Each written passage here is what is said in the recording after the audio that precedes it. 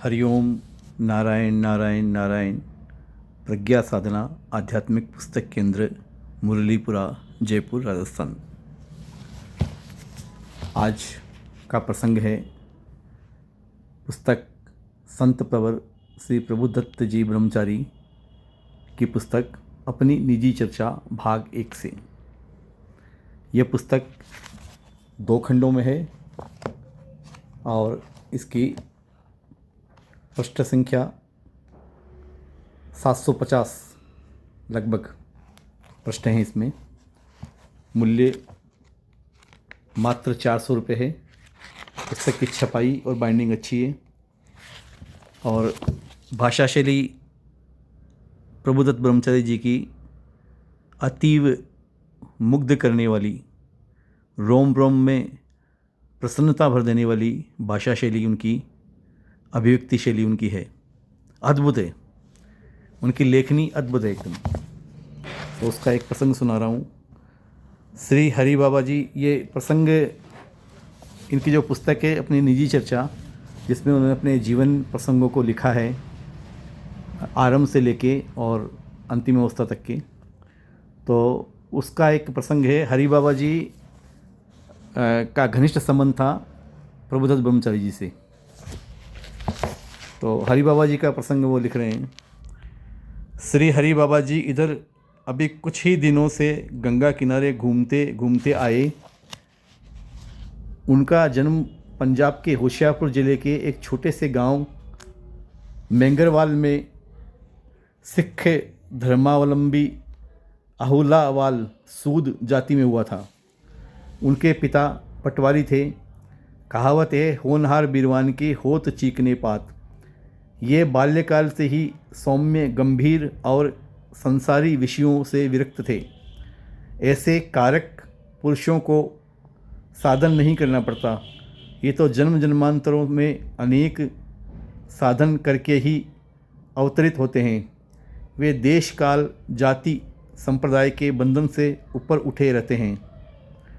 ऐसे लोगों की वृत्तियाँ स्वयं ही पूर्व जन्मों के संस्कार अनुसार समाहित रहती है।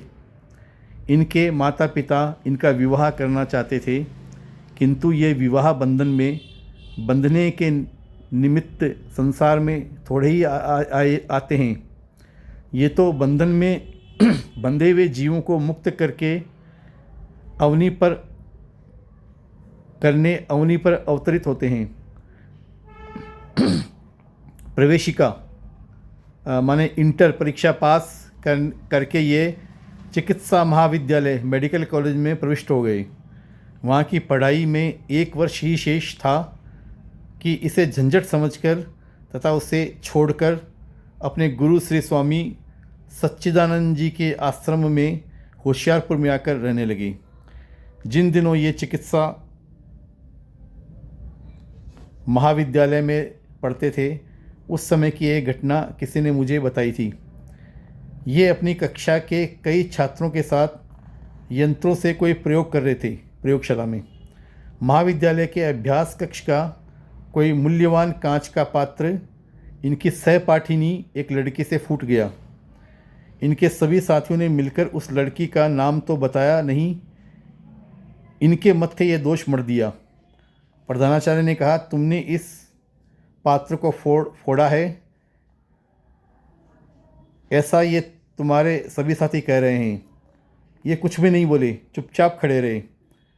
तब प्रधानाचार्य ने कहा, इसका मूल्य इतने रुपए है, तुम इतने रुपए लाकर उपस्थित करो। वे कुछ भी न बोले। दूसरे दिन उतने रुपए चुपचाप कार्यालय में लाकर दे दिए। कालांतर में प्रधानाचार्य को यथार्थ बात का पता चल गया। वे यह भी जान गए कि पात्र इनसे नहीं फूटा है। इसलिए उन्होंने इन्हें बुलाया और कहा, क्यों भाई, हमने सुना है कि यह पात्र तुमसे नहीं फूटा, उस लड़की से फूटा था। ये फिर भी चुप रहे। तब आचार्य ने पूछा, सच सच बताओ। तब वे बोले, जी मुझसे नहीं फूटा था। तब आचार्य ने कहा, यह बात तुमने उस समय क्यों नहीं बताई? फिर नहीं फूटा था तो इतने रुपए लाकर क्यों दे दिए? उन्होंने कहा, जी, जब मेरे सभी साथियों ने मेरा नाम लगा ही दिया तो फिर मैंने बात को बढ़ाना नहीं चाहा। 25-26 रुपये के पीछे मैं उन्हें झूठा बनाऊं। उस समय आज से लगभग 70 वर्ष पूर्व ये 25-26 रुपये बहुत ज़्यादा होते थे। 25-26 रुपये के पीछे मैं उन्हें झूठा बनाऊं, वाद विवाद बढ़ाऊं, यह मैंने उचित नहीं समझा। इतने थोड़े रुपए देने पर ही बात समाप्त हो जाए, इसलिए मैंने चुपचाप रुपए लाकर दे दिए। उनकी इस सहनशीलता और दोष दर्शन की अनिच्छा से आचार्य अत्यंत प्रभावित हुए। यह गुण इनमें अंत तक रहा। भागवत के इस श्लोकों का ये नित्य नियम से पाठ कराया करते थे। यह श्लोक है, पर स्वभाव कर्माणि न प्रशंसेन्न गर्हयेत, विश्वमेकात्मकं पश्यन् प्रकृत्या पुरुषेण च। पर स्वभाव कर्माणि यह प्रशंसति निंदति स आशु भ्रश्यते स्वार्थादस्त्य विनिवेशत। इसका अर्थ है, दूसरों के स्वभाव की तथा कर्मों की न तो निंदा ही करें और न प्रशंसा ही करें। इस संपूर्ण विश्व को एकात्म देखें कि यह प्रकृति और पुरुष का खेल है। जो पुरुष दूसरों के स्वभाव की तथा कर्मों की प्रशंसा अथवा निंदा करता है, वह शीघ्र ही अपने स्वार्थ से च्युत हो जाता है, क्योंकि उसने असत्य में अभिनिवेश कर लिया है। जगत जो असत्य है उसी के कार्यों की आलोचना प्रत्यालोचना करता है। तो इसका तात्पर्य है कि हम जब भी किसी की प्रशंसा करते हैं या उसकी निंदा करते हैं तो ये सारा जो जगत है वह तो एक माया स्तर पर है। तो किसी की प्रशंसा करना भी उसी माया में है, असत्य में, और किसी की निंदा करना भी उसी असत्य और माया की ही चर्चा की जा रही है।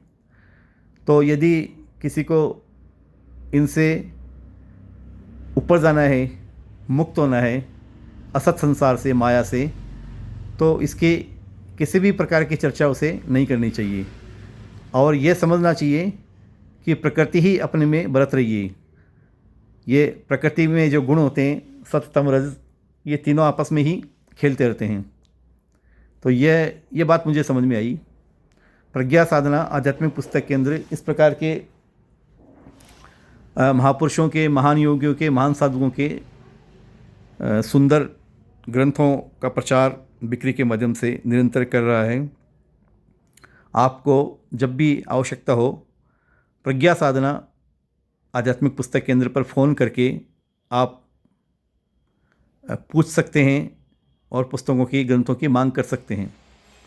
आपको भेजने का यथासाध्य प्रयास किया जाएगा। व्हाट्सएप नंबर पर आप समाचार भेज सकते हैं, आपको उत्तर मिलेगा।